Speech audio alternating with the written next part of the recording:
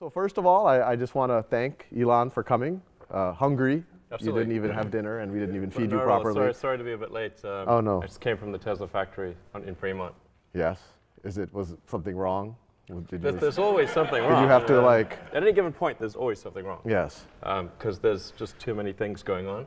Yeah. So, one of the trickiest things about a car is that there's thousands of individual components, there are thousands of unique components, and even if one of those things is missing, you can't make cars.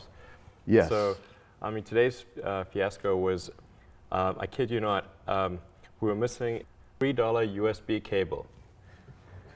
Okay, so we could not complete cars because... The whole line was stopped. Yeah, so essentially because it's part of the wiring harness, so you can't put the interior in without this cable. And so we could either make a whole bunch of cars minus an interior, which means that you've got to stack them up in the yard. The resale value would be no good. Well, it can be done, but then things go out of sequence. Oh, right. And it's way more. It's way more inefficient. You don't have a moving production line that you have to send people out to hundreds of cars that are sort of sitting in the storage yard, and so and this happens to be a particularly pernicious cable that's kind of like routed under the carpet and in a difficult place, and it's literally $3. So we basically had to send people throughout the Bay Area to go and buy USB cables. Like little Radio Shack. You like Fry's. Oh, Fry's. Oh, that's better. You can have a hard time getting a USB cable right now at Fry's. Oh, really? We bought every one of them. That's good. And so we were able to continue production. And I don't want to belabor the anecdote, but essentially the supplier is in China, and we had Plan A and Plan B. And Plan A was like the normal supply chain process, and but what the supplier did was, instead of sending our parts in their own package, they grouped it together with a bunch of other stuff for other companies and sent that all via some extremely slow boat from China to LA. And when it got to LA, the other stuff didn't pass customs. And so they wouldn't let our stuff through because they put it in like a barrel of fruit or something. I don't know what they put it in. Yes. But there's something that customs didn't like, and the paperwork wasn't in order or whatever. So it got stuck there for like a couple of weeks. Yeah. And then we had Plan B. So we called them and said, look, you've got to air freight some of these cables, because they're just little cables, to us. And we talked to their U.S. subsidiary and ordered from the U.S. subsidiary, who then communicated to China. But then, because this was another batch of parts, it was kind of double the order, it exceeded the credit limit that we had. Oh, yeah, you got it. So it bounced off their credit limit, so they didn't ship it. Fascinating. So someone's losing their job now. This is, no, I'm kidding. No, you shouldn't fire anyone. It's pretty farcical. Oh, and anyway, so it's coming like tonight at 11 p.m. or something. Wow. And these things are happening like all the time. This was like an unusual circumstance. Yeah. That's like one example, but there's many things like that. So I guess, that's actually a really good example, because that kind of leads into what I've always been fascinated by a lot of what you're doing is, I'll start with, how did you get into this? Into cars? Into cars, into taking over NASA, not taking over NASA, right. No, being a contractor for NASA. For the record, we're not taking over NASA. You're not taking over NASA. They're an independent organization. But you all are becoming a major provider of services for NASA. Obviously, kind of internet payments and payments generally. These are three completely different spaces. I think a lot of people would not take someone seriously if they kind of had a business plan in one of these. Right. Sorry to eat. You take your time. What was your? Did you always think you were going to be doing this, or when did it dawn on you that you would try to revolutionize three industries? Well, when I was in college, I didn't actually expect to do it. So it was not like this is some long fulfilled expectation. But when I was in college, I thought about what are the areas that would most affect the future of humanity, in my opinion. And the three areas were the internet, sustainable energy, and space exploration, particularly if humanity becomes a multi-planet species. There's kind of like a pretty substantial bifurcation in our sort of future if we're either out there among the stars on multiple planets, or if we're confined to Earth until some obviously eventual extinction event. Yeah. Not that I'm pessimistic about life on Earth. I mean, I think some things are likely to be good. But even more likely to be good by far. than Yellowstone's due for an explosion every several Right, hundred thousand. exactly. Shantanu knows about that. Yeah. Yeah. It's been 700,000 since. Right. Yeah. Right. But yeah. Yeah. Super volcano, for those of you who don't know, it would envelop the, well, sorry. Yeah, no, exactly. I know exactly what you're talking about. Exactly. So we read the same books, I can right, tell. Absolutely. I mean, something bad is bound to happen if you give it enough time. And civilization has been around for such a very short period of time that these timescales seem like very long, but on a evolutionary timescale, they're very short. Yeah. A million years on evolutionary timescale is really not much. And Earth's been around for 4.5 billion years. Yeah. So that's a very tiny amount of time, really. But for us, that would be. I mean, can you imagine if human civilization continued at anything remotely like the current pace of technology advancement for 1 million years? Where would we be? Yeah. I mean, I think we're either extinct or on a lot of planets. Yes, we should. Those are the two options. But given that, I mean, one, that's kind of as epic as one can think about things. I mean, literally. I mean, how did you make that concrete? How does that turn into SpaceX, Tesla, and PayPal?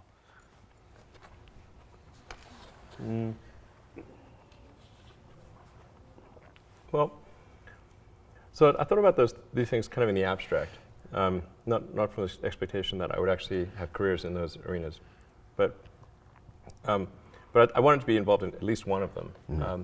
And at first, I thought the best bet was going to be electric cars. Yeah. And so the area that I was studying was advanced capacitors. Right? So essentially capacitors that have an energy density exceeding that of batteries. Because they have a very high power density, but a low energy density. Yeah. We have a lecture to that effect. Oh yes, yes. No, we should do that. We'll go later. But yeah. Exactly. Obviously, if you could make a capacitor that had anywhere near the energy density of a battery, and with this incredibly high power density and its quasi-infinite cycle and calendar life, then you would have an awesome solution for energy storage in mobile applications. Yeah.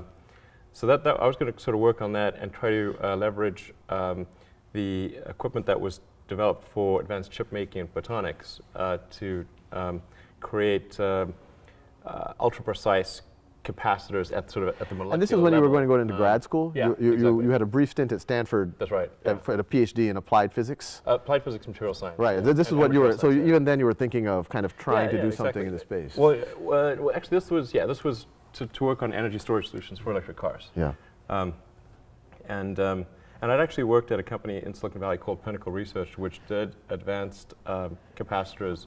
There were electrolytic capacitors, but the problem, and they actually were pretty good. They had like the energy density of a lead-acid battery, which for a capacitor that's a big deal. But they used ruthenium tantalum oxide, and I think at the time there was maybe like 1 or 2 tons of ruthenium mined per year in the world. See. So it's not a scalable solution. Yeah. But I thought there could be some solid-state solution, say using chip making equipment. That was going to be the basic idea. But it was one of those things where I wasn't sure if success was one of the possible outcomes. And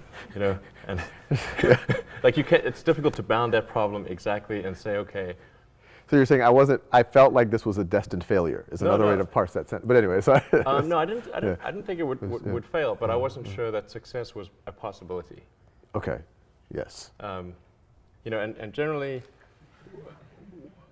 you want to embark on something, it's desirable to figure out if success is at least one of the possibilities. Right, exactly. Because for sure failure is one of the possibilities. Yes. But ideally you want to try to bracket it and say success is in the envelope of outcomes. Yeah. And I wasn't quite sure if that was the case. I think success on an academic level would have been quite likely because you can publish some useless paper, and most papers are pretty useless. We have a few. Don't take offense. Sorry. I mean, how many PhD papers are actually used by someone ever? No, that's a good point. Percentage-wise, it's not good. Yeah. So it could have been one of those outcomes where you add some leaves to the tree of knowledge. Yeah. Okay. Yeah. and that leap is, nope, it's not possible. Right. Like, Right. there goes 7 years of my life. So that was one path, and I was prepared to do that. But then the internet came along, and it was like, okay, the internet. I'm pretty sure success is one of the possible outcomes, and it seemed like I could either do a PhD and watch the internet happen, or I could participate and help build it in some fashion.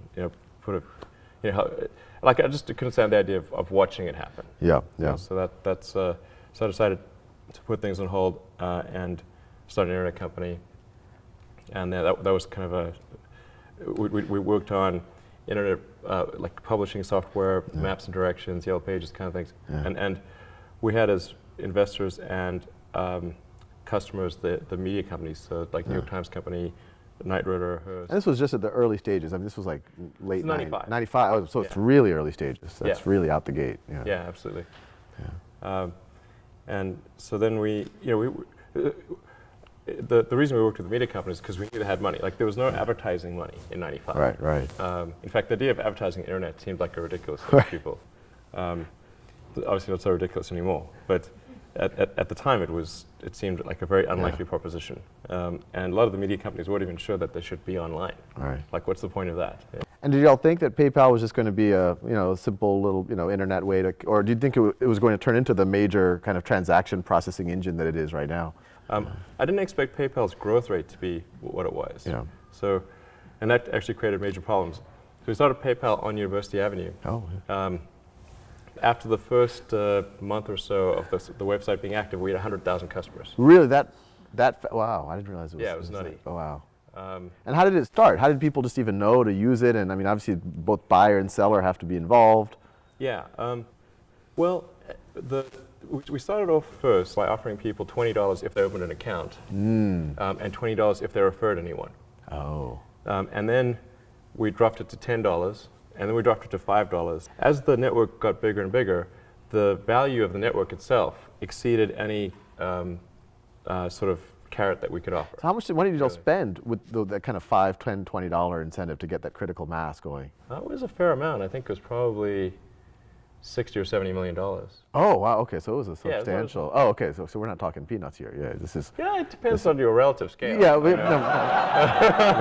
it's a peanut to Google. Yes, no, that's right. Here's a peanut. Yes. I mean, like Google's got 50 billion, Apple's got, I don't know, 150 billion, some crazy amount of money. Wow, that's just cash. Yeah. So it's not an outland. Well, yeah, no, I didn't realize that was 1% so of Google's core. cash would be $500 million. So that's 0.1% of Google's. That's true. You're right. That's inexpensive. It's relative to them, it's pretty inexpensive. Yeah, well, that's right. And then we just did a bunch of things to decrease the friction because I mean, it's just like bacteria in a petri dish. Yeah.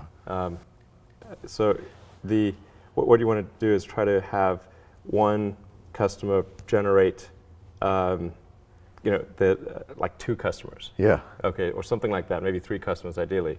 And then you want that to happen really fast. You could probably model it just like bacteria growth in a petri dish. And it'll just it'll expand very quickly until it hits the sides of the petri dish. And it just slows down. And then after PayPal, I mean, to some degree, especially us in Silicon Valley, we kind of understand the internet. We know people. I mean, PayPal's obviously of a scale that is noteworthy. But then SpaceX just seems really, like how did you decide that I'm definitely going to do that? And then, like, what's the first thing that you do? Like, how do you even go out? Like, I don't even know how to start trying to make a rocket company.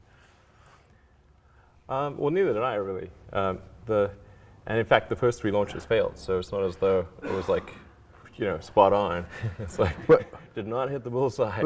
But even getting the point that you're launching rockets, I don't even know how do you get there? And what did you do on, how did you decide, and then what did you do on day one? Like, who did you call, or did you write a plan? Did you start, I don't even know. Yeah, actually, I mean, the origin of PayPal SpaceX is that I was trying to figure out why that we had not sent any people to Mars.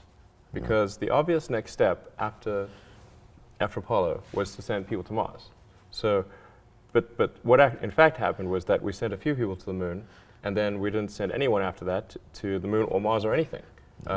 But if you'd asked people in 1969, what would 2013 look like? They would have said there'll be a base on the moon. We would have at least sent some people to Mars, and maybe there'd even be a base on Mars. There'd be like orbiting space hotels, and there'd be all this awesome stuff in space. And that's what people expected. And if you'd said, well, actually, the United States in 2013 will not be able to send anyone to orbit. But I'll tell you what will exist is that there'll be this device in your pocket that's like the size of smaller than a deck of cards that has access to all the world's information, and you can talk to anyone on planet Earth. And even if you're like in some remote village somewhere, as long as there's something called the internet, they wouldn't know what that means, of course, then you'd be able to communicate to anyone instantly and have access to all of humanity's knowledge. I said like bullshit. There's no way that that's going to be right. And yet we all have that, and space is not happening. So I was trying to figure out like what was the deal here, and this was like 2001. And it was just a friend of mine asked me what I'm going to do after PayPal. And I said, well, I've always been interested in space, but I don't think there's anything that an individual could do in space because it's the province of government, and usually large government. But I'm curious as to when we're going to send someone to Mars. So I went to the NASA website, tried to figure out like, where's the place that tells you that, and I couldn't find that.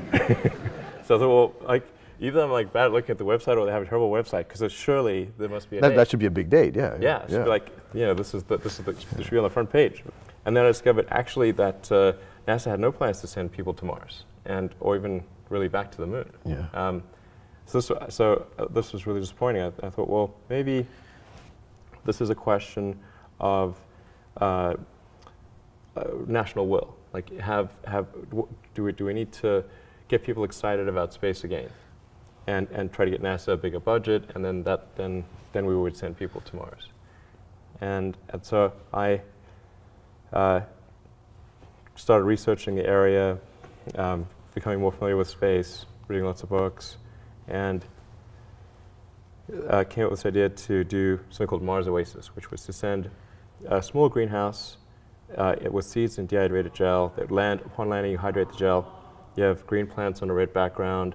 And the public responds to precedents and superlatives. So we're the first life on Mars, the furthest that life's ever traveled, and you'd have this money shot of green plants on a red background. So that seemed like it would get people pretty excited. So I started getting into this and trying to figure out, okay, well, can I afford to build the spacecraft? Because I had some money as a result of PayPal. But it had to fit within that budget. And I figured we had to do 2 missions, because if we only did one and it failed, then it might have like the opposite effect. But you were willing to bet the farm, so to speak, on this. Yeah. Well, I figured like I was willing to spend half the money that I got from PayPal. With no expectation of return. Right. Because I thought this was just something that was pretty important, and I'm like, it seemed like you could spend half the money on PayPal on this, and there'd be, if that got NASA a bigger budget and resulted in us going to Mars, that would be a pretty good outcome. And when your friends came, or your family came up to you and said, look, there's nations that can't do this. You're a guy, but you have some resources. What did you say, or do, or think? Well, so I had a lot of friends of mine try to talk me out of starting a rocket company because they thought it was crazy. And one friend of mine made me watch a video of rockets blowing up. And there were just lots of people that thought it was a really crazy idea, and there was some people that had tried to start rocket companies, not succeeded, and they tried to talk me out of it. And but the thing is that the premise for talking me out of it was, well, we think you're going to lose the money that you invest. And I was like, well, that was my expectation anyway, so I don't really mind if I lose. I mean, I might, but I mean, it's not like I was trying to figure out the rank ordered best way to invest money, and on that basis, chose space. Right. It's not like that's. I thought, wow. You weren't looking at like money market bonds, AAA bonds, rocket company. Like you weren't like do real estate. Invest in shoemaking, anything. And space is highest ROI. That is not what that wasn't the premise. I just thought that it was important that humanity expand beyond Earth, and we weren't doing that. So maybe there was something I could do to kind of spur that on. And then I was able to compress the costs of the spacecraft and everything down to a relatively manageable number, and I got stuck on the rocket. the U.S. rockets were way too expensive. I ended up going to Russia, flew to Russia 3 times to negotiate purchase of an ICBM. I tried to buy 2 of the biggest ICBMs in the Russian fleet in 2001 and 2002. And I actually negotiated. I'll just let that statement stand. I'm not even going to. Yeah.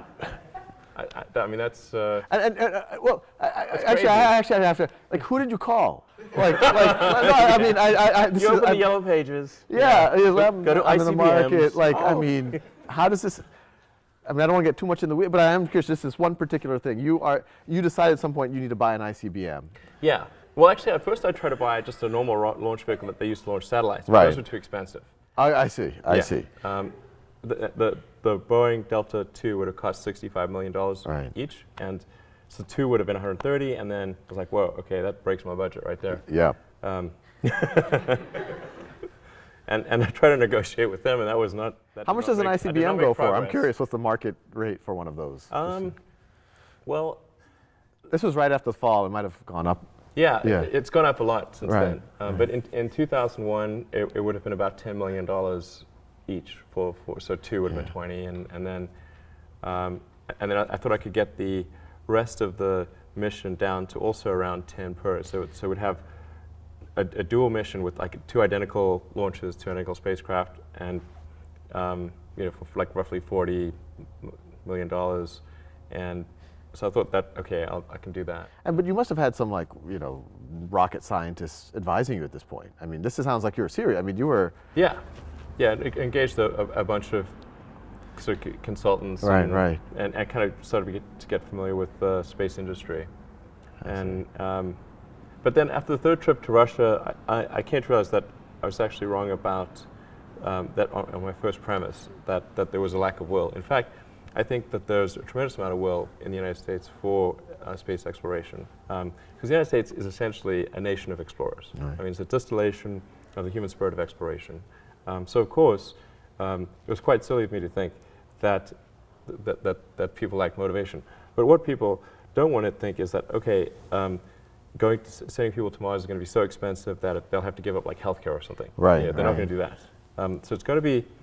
It's got to be that going to Mars is not going to cause some meaningful drop in their standard of living. Right. So if it's like maybe 0.25% or 0.5% of GDP, something like that is palatable. Right.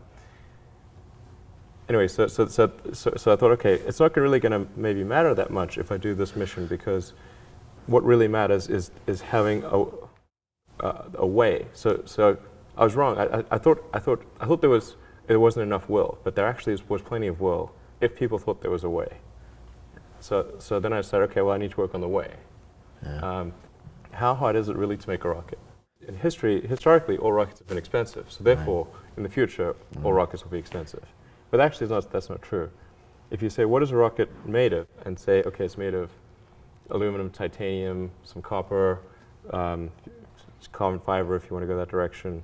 And you can break down and say, what is the raw material cost of all these components? And if you had them stacked on the floor and could wave a magic wand so that the cost of rearranging the atoms was 0, then what would the cost of the rocket be? Yeah. And I was like, wow, okay, it's really small. It's like, 2% of what a rocket costs. Right. So clearly, be in how the atoms are arranged. Right. The other, so you got to figure out sort of, okay, how can we get the atoms in the right shape much more efficiently? Yeah.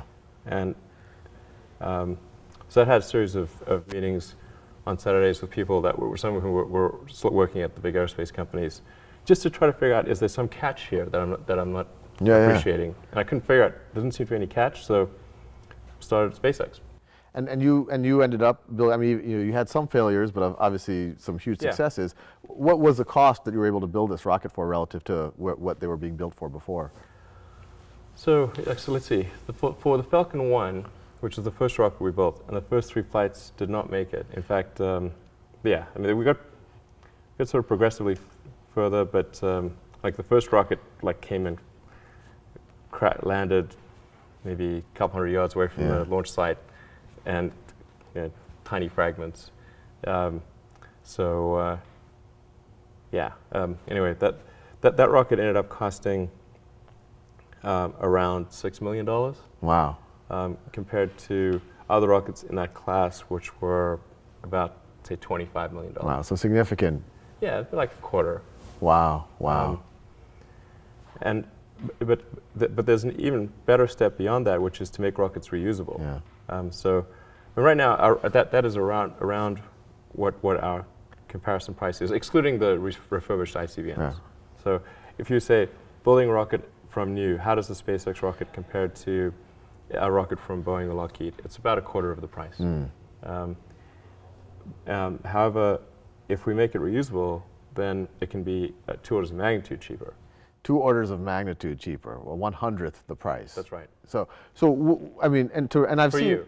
for only today, Memorial Day sale. And I've seen some. I mean, y'all are doing like these vertical landings. Yeah. Like literally out of like the Yeah. 1950s, like sci-fi movies. Yep. And that's what you're talking about. Yeah. Yeah. Essentially, the rocket needs to come back and land at the launch site, and then reload propellant, take off again, like an airplane. And how far do you think we are its reusability, yeah. from that? Like when do you think, like, your best guess, when we'll actually see that happening? And I'm hopeful we can do it next year. Oh, okay. Yeah. That's we've got some ambitious stuff at Khan Academy for the next year too, so we can compare. We're redesigning the site, Right. We've been working on it for a long time. Yeah. I should say, SpaceX has been around for 11 years, and thus far we have not recovered any rockets. We've recovered the spacecraft from orbit, so that was great. But none of our attempts to recover the rocket stages have been successful. Yeah. The rocket stages have always blown up, basically, on reentry. Yeah. Now we think we've figured out why that was the case, and it's a tricky thing because Earth's gravity is really quite strong, and with an advanced rocket, you can do maybe 2 to 3% of your liftoff mass to orbit, typically, and then reusability subtracts 2 to 3%. Because you have to. Yeah. So then you go like nothing to orbit or negative. Right. And that's obviously not helpful. So the trick is to try to shift that from, say, 2 to 3% in an expendable configuration, to make the rocket mass efficiency, engine efficiency, and so forth so much better that it moves to around maybe 3.5 to 4% in expendable configuration, and then try to get clever about the reusability elements and try to drop that to around the 1.5 to 2% level. So you have a net payload to orbit of about 2%. But you're doing it at 2 orders of magnitude cheaper. Yeah, absolutely. Because our Falcon 9 rocket costs about $60 million, but the propellant cost, which is mostly oxygen, that's 2/3 oxygen, 1/3 fuel, is only about $200,000. Wow. And it's much like a 747. It costs about as much to refuel our rocket as it does to refuel 747. Within. Pretty close, essentially. So what I mean, assuming y'all are successful and you all have proven yourself to be successful on kind of these audacious things in the past, I mean, what happens? I mean, that seems like what happens in the next 5-10 years in the space industry if y'all are successful there? I mean, do we get to Mars? Do we have kind of market forces, commercialization of space starting to happen? Yeah. Let's see. Well, the first step is that we need to earn enough money to keep going as a company. So we have to make sure that we're launching satellites, commercial satellites like broadcast communications, mapping, and the government satellites that do scientific missions, Earth-based or space-based missions, GPS satellites, that kind of thing. And then also servicing the space station, transferring cargo to and from the space station, which we've done a few times, and then taking people to and from the space station. So we've got to service the sort of needs, Earth-based needs to launch satellites, and that pays the bills. Yeah. But in doing that, keep improving the technology to the point where we can make full reusability work, and we have sufficient scale and sophistication to be able to take people to Mars. Wow. And so you think this is going to be a reality in what's your best guess of when we're going to have someone on Mars? I think probably about 12 years. 12. That's Give or nothing. take 2 And you think it'll be a round trip? It'll be. Yeah. It won't just be some type of permanent colony on Mars. Yeah. I think it's probably a round trip. Wow. so for. I mean, it's not for sure. I could talk about this for. I mean, the people know I'm. So the aspiration will be a round trip. Yeah. No, this is mind blowing. And I mean, and then on Tesla, I mean, Tesla is obviously, I mean, from my vantage, it's a huge success. I mean, what do you think is in that industry? Well, one, I mean, I'll ask kind of the same question. What did you think? This is something that GM and Toyota and these massive multi-billion-dollar organizations have been trying. What gave you the confidence to kind of pursue it? And now that it seems to be a huge success, where do you think this industry is going to be in the next 5-10 years? Yeah, so with Tesla, the goal is to try to accelerate the advent of sustainable transport. I think it would happen anyway, just out of necessity. Yeah. But because we have an unpriced externality in the cost of gasoline, we weren't pricing in the environmental effects of CO2 in the oceans and atmosphere. That's causing the normal market forces to not function properly.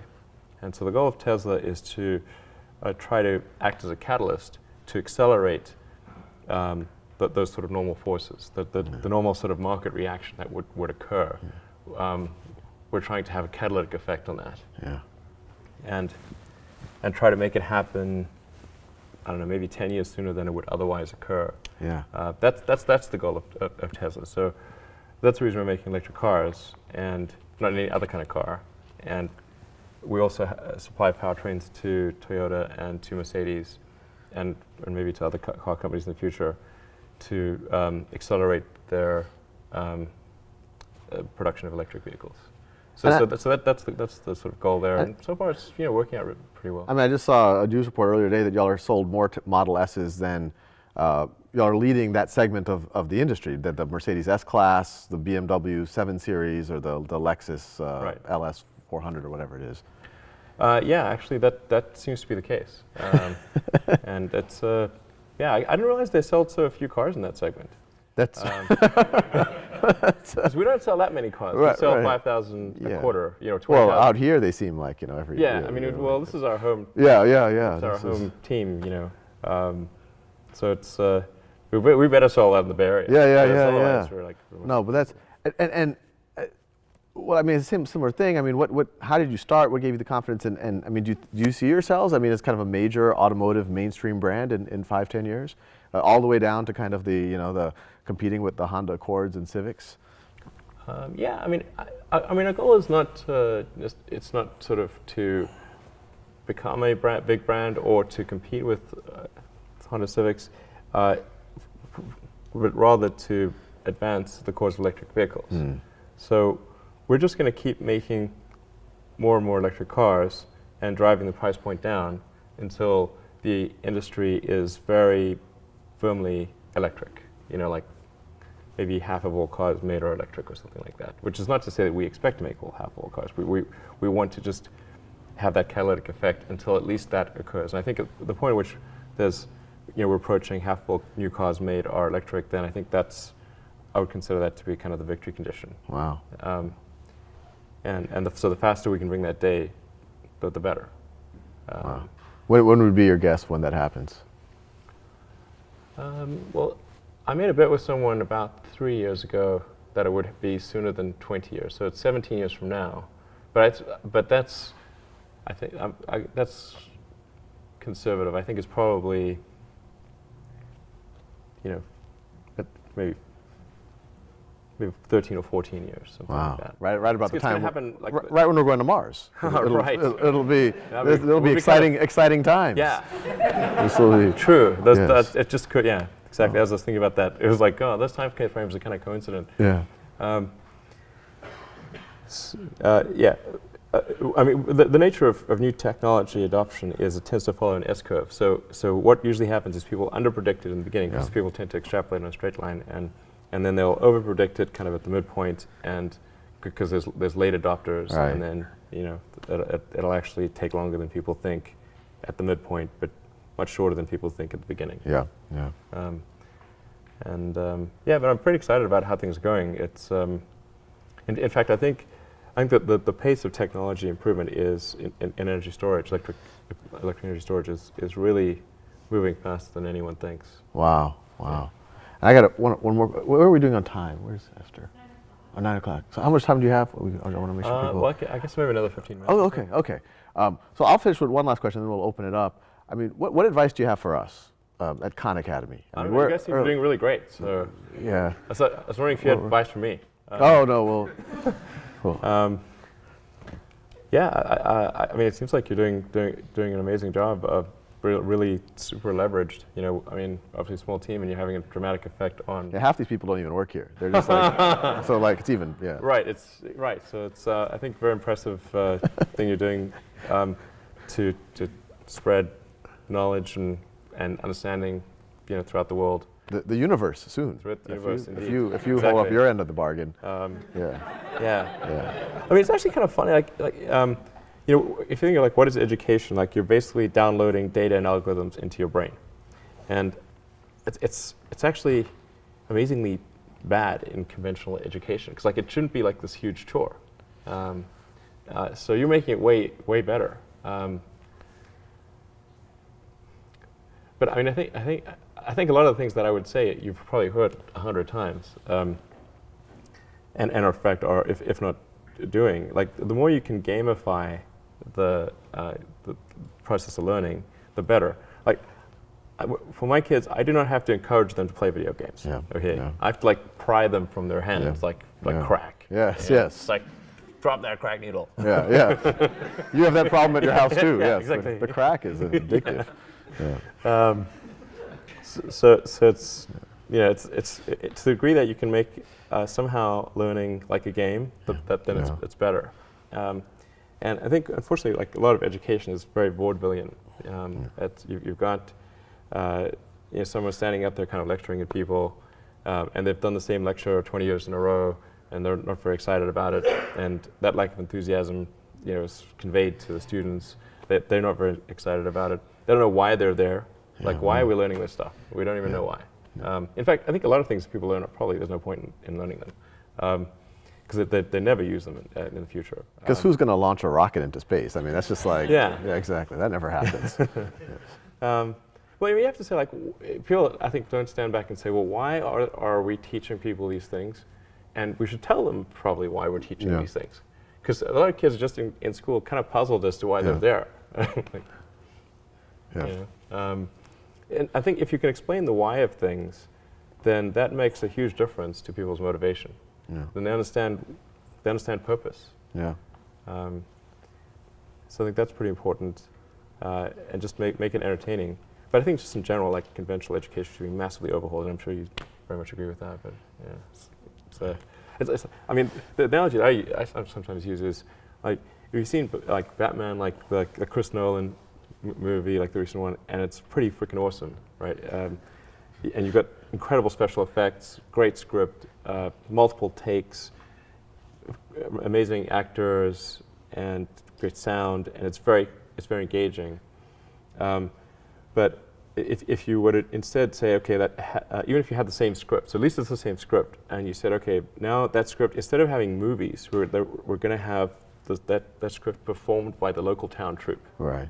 Okay, and so in every small town in America, if movies didn't exist, they would have to then recreate The Dark Knight. Right. With like home sewn costumes and like jumping across the stage, and not getting their lines quite right, and not really looking like the people in the movie, and no special effects and everything. And, I mean, that would suck. It would be terrible. That's right. That's Very. That's education. That's education. So with that, and I apologize to all of you guys for hogging up all of the time, because obviously I could talk for hours about this stuff. But I mean, we do have time, I think 5 or 10 minutes for a handful of questions. If none of you all have any, I have about 9 more, but yes. Yeah, so I noticed I picked up 2 kind of themes from what you were discussing. One was somewhat audacious goals, and the other was, I don't think I heard you use the word profit in anything that you spoke about. You seem to be, each thing is pointed at like reinvigorating an industry or bringing back space missions. How much of your success do you attribute to having really audacious goals, or versus just not being focused on the short term, money coming in, or I don't know, investors? Unfortunately, one does have to be focused on the short term and money coming in when creating a company, because otherwise the company will die. So I think that a lot of times people think like creating a company is going to be fun. I would say it's not. It's really not that fun. I mean, there are periods of fun, and there are periods of where it's just awful. And particularly if you're the CEO of the company, you actually have a distillation of all the worst problems in the company. There's no point in spending your time on things that are going right. So you only spend your time on things that are going wrong. And there are things that are going wrong that other people can't take care of. So you have like the worst. You have a filter for the crappiest problem in the company, the most pernicious and painful problem. So I wouldn't say I think you have to feel quite compelled to do it, and have a fairly high pain threshold. And there's a friend of mine who says like starting a company is like staring into the abyss and eating glass. And there's some truth to that. The staring into the abyss part is that you're going to be constantly facing the extermination of the company, because most startups fail. It's like 90%, arguably 99% of startups fail. So, that's the staring into the abyss part. You're constantly saying, okay, if I don't get this right, the company will die. It can be quite stressful. And then the eating glass part is you've got to do the problems. You've got to work on the problems that the company needs you to work on, not the problems you want to work on. And so that's you end up working on problems that you'd really wish you weren't working on. And so that's the eating glass part. And that goes on for a long time. So how do you keep your focus on the big picture when you're constantly faced with, we could be out of business in a month? Well, it's just a very small percentage of mental energy is on the big picture. Like you know where you're generally heading for, and the actual path is going to be some sort of zigzaggy thing in that direction. You try not to deviate too far from the path that you want to be on, but you're going to have to do that to some degree. But I don't want to diminish the. I mean, I think the profit motive is a good one if the rules of an industry are properly set up. So there's nothing fundamentally wrong with profit. In fact, profit just means that people are paying you more for whatever you're doing than you're spending to create it. That's a good thing. and if that's not the case, then you'll be out of business, and rightfully so. Because you're not adding enough value. Now, there are cases, of course, where people will do bad things in order to achieve profit, but that's actually quite unusual. I mean, because usually the rules are set up mostly correctly, like not completely, but mostly correctly. Well, I think we have time for one more question. Joel, Yeah, I have an important one. Okay, very good. Yes. Okay, so a few months ago you teased Hyperloop, and we haven't heard anything since. So first of all, a few of us engineers were talking about it, and I think we have a few ideas if you need help. But if you feel comfortable, maybe you could tell us a little bit more. I was reading about the California high-speed rail, and it was quite depressing, because California taxpayers are going to be on the hook to build the most expensive high-speed rail per mile in the world, and the slowest, which is those are not the superlatives you want. And it's like, damn it, like we're in California, we make super high-tech stuff. Why are we going to be spending now the estimates are around $100 billion for something that will take 2 hours to go from LA to San Francisco. I'm like, okay, well I can get on a plane and do that in 45 minutes. It doesn't make much sense. And isn't there some better way to do it than that? If you just say, okay, well, what would you ideally want in a transportation system? You'd say, okay, well, you'd want something that relative to existing modes of transportation is faster, let's say twice as fast, costs half as much per ticket, can't crash, is immune to weather, and is, you can make the whole thing like self-powering with like solar panels or something like that. That would be pretty. That'd be a great. A good outcome. Yes. And so what would do that? And what's the fastest way, short of inventing teleportation, that you could do something like that? And some of the elements of that solution are fairly obvious, and some of them are not so obvious. And then the details, the devil's in the details of actually making something like that work. But I came to the conclusion that there is something like that could work, and would be practical. Is this around the evacuated tubes, the vacuum tubes, like at the it's old something bank? like that. It's something like that. Yeah. But you haven't been more public with No. what this is? No, although I did say that once Tesla was profitable that I would talk more about it. But we haven't done our earnings call yet, so I think I should probably do it after the earnings call. And the thing is, like, I'm kind of strung out on the things that I'm doing, so adding another thing. Yeah. It's like doesn't, that's Learning a the lot. guitar, you could pick Yeah. up all sorts of things. Right. I tried learning the violin. Yes. That's, by the way, a hard thing to learn. Yeah.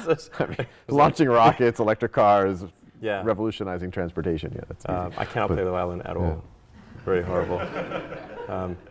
If you think about the future, you want a future that's better than the past. Yeah. And so if we had something like the Hyperloop, I think that would be like cool. Like you'd look forward to the day that was working, And if something like that, even if it only was in one place, from LA to San Francisco or New York to DC or something like that, then it would be cool enough that it would be like a tourist attraction. It would be like a ride or something. So even if some of the initial assumptions didn't work out and the economics didn't work out quite as one expected, it would be like cool enough to be like, I want to journey that place just to ride on that thing. That would be pretty cool. Wow. And so that's, I think, how, if you come up with a new technology, it should feel like that. You should really, like, if you told it to an objective person, would they look forward to the day that thing became available? Yeah. And be like, it'd be pretty exciting to do something like that. Or an aircraft. Like, I thought it was really disappointing when the Concorde was taken out of commission and there was no supersonic transport available. Yeah. And of course, the 787 has had some issues. Yeah.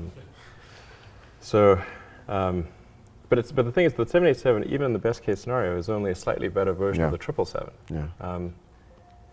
And it's like, okay, not that exciting. So this is something that you are working on, and wouldn't say I'm one day working in on the it. not too far future, or there's some plans or consultants involved or something. You've made some phone calls to Russia. No, every now and then, like there's like it's sort of percolating away, and then I'm not actively thinking about it, but then there'll be some new element of that. I'll think, oh well, this would make it better. Fascinating. Yeah. No, well, I think I'm speaking for everyone. This is like the most epic possible conversation one could have over about the course of an hour.